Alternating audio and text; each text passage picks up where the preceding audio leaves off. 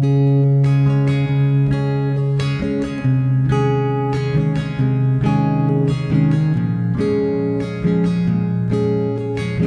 I had gone through a whole lot of other medical things that had gone on the year prior. I get a phone call from my doctor during the H&P, the history and physical, and he said, no, sorry, you're going to have to come in here. There's something wrong with your blood work. And so they tested my blood again, did a bone marrow biopsy, and discovered that I had M3 acute pilocytic leukemia. It's one of the 7 types, evidently, and used to be one of the worst ones to get, but now, because they've got a new protocol that seems to be working, it's one of the better ones to get, I'm thankful to say. And I started an 8-month process then of dealing with the leukemia and having treatments for that 8 months. Dr. Hussein is my doctor. He continues to be. I still have to have follow-ups and all of that. And I couldn't have got a better doctor. I mean, he's personable, he's efficient, and he even likes my music. I happen to be a musician as well, and so one day I was sitting in the hospital room.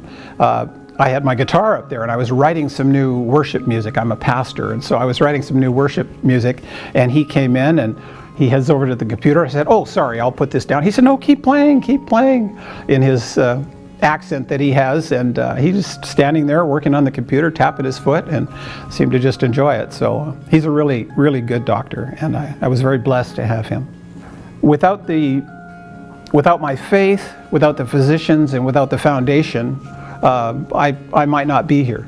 But I believe that all of those things combined, and especially the power of prayer, a great network of believers out there that know me and know of me, we're praying, and I believe God just said, yeah, I'm going to honor that. I can still use John in this world to preach some more sermons, and so we're going to get him through this. Here we go.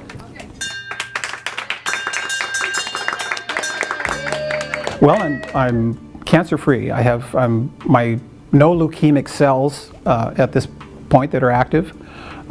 It's a kind of a strange leukemia where the 15th and 17th chromosome transpose and really start doing each other's job, and because of that the white blood cells don't mature and they kind of die on the vine. But again, that's gone. This twofold protocol that they use for this particular leukemia is very effective. You can say the platitudes, you can repeat the scriptures, but until it actually becomes real, the problem in your life, the issue in your life that you have to bank up against your faith to see. Faith is only really faith when it's tested, and mine was certainly tested. And because I saw the truths of the gospel, the truth of the scripture, and was living them out by virtue of going through this problem and feeling the peace that comes from God and the joy of my salvation, it bolstered my faith, and I would say deepened it. Every time you go through the valley, you know, all the trees grow in the valleys, they don't grow on the mountaintop. So it's going through those valleys of life that the growth occurs. And so yes, I would say it deepened my faith, absolutely. My wife and I have a counseling ministry at our church, and we have had since 2008. And so we have already been counseling people that are going through things like cancer before I even had it, and taking them through the scriptures and finding relief and help for them.